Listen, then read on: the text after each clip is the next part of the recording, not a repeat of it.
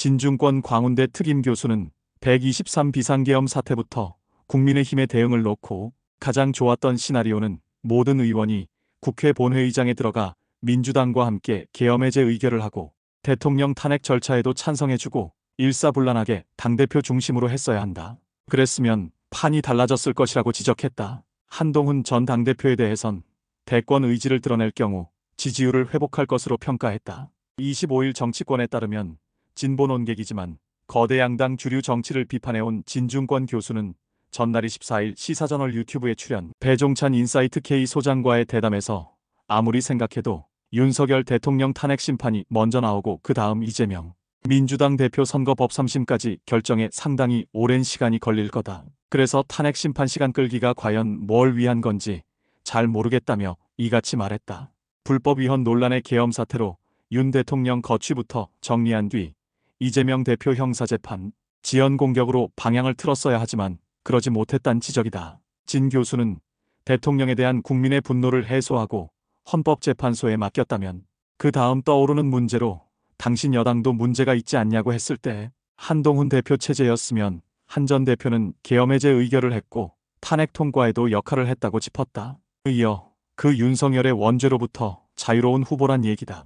그렇다면 한번 해볼만 했는데 지금은 상황을 이상하게 꼬아놨다고 말했다. 친윤계가 친한계를 배신자로 규정하고 압박해 최고위원 집단 사퇴를 밀어붙이고 한 전 대표도 사퇴한 상황을 가리킨 것이다. 원조 친윤 권성동 원내대표가 권영세 의원을 비상대책위원장으로 지명한 데 대해서도 쓴소리가 나왔다. 진 교수는 권영세라는 분이 그렇게 개파색이 뚜렷한 사람은 아니다. 상당히 합리적이고 점잖은 분이라면서도 이분은 탄핵에 반대했던 사람이라고 지적했다. 이어 권성동 원내대표는 원조 친윤으로 윤핵관이라 불리던 사람이다. 투톱이 탄핵을 반대한 친윤인 것이다며 이 사람들은 탄핵의 강을 못 건널 뿐 아니라 건너려 하지 않는 사람들이다. 근본적인 한계가 있다고 했다. 그러면서 이런 당에서 시간을 끌어가지고 후보를 낸들 그리고 나올 후보는 홍준표 대구시장이 뻔하지 않나라고 내다봤다.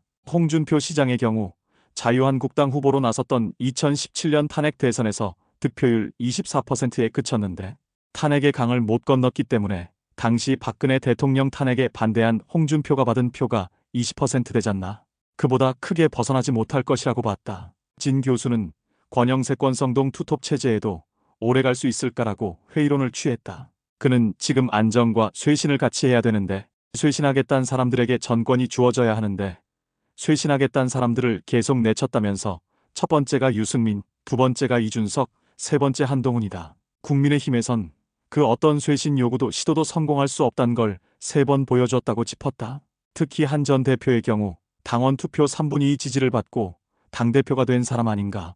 그럼에도 불구하고 쫓겨났다. 대통령이 계엄을 때리는 와중에 쫓겨났다.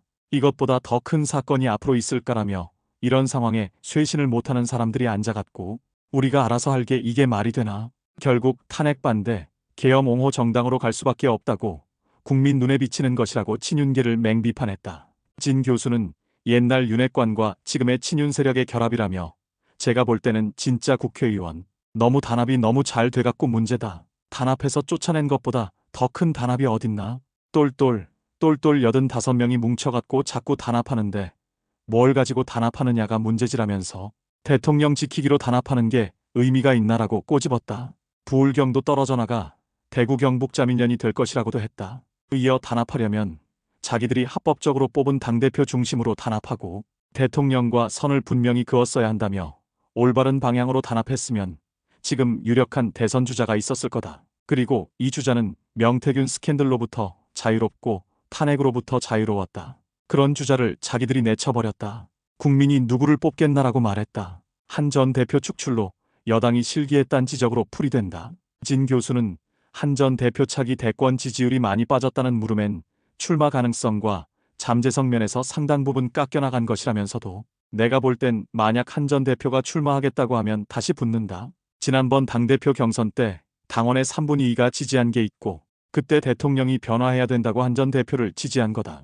변화의 요구는 있다. 만약 출마를 선언한다면 급속하게 다시 올라갈 것이라고 답했다.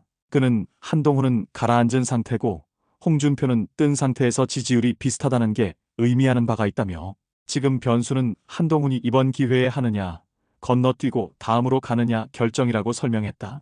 이어 앞으로 3개월 동안 전개될 상황이 있다며 권성동, 권영세 투톱이 제대로 할 사람들이 아니고 이 사람들이 제대로 한다 하더라도 윤 대통령이 가만 안 놔두고 계속 사고칠 것이라고 설명했다. 특히 윤 대통령의 법정 전략이라는 게 뭐냐? 조국과 똑같다. 법정에 가서 사법적으로 싸워보겠다는 게 아니라 바깥의 강성 지지층을 결집해 선동하는 쪽으로 전략을 잡았고 계속 국민 염장 지르는 소리를 할 거다며 이런 대통령을 옹호하고 당권을 잡은 투톱 체제에 국민이 지지를 보내겠나?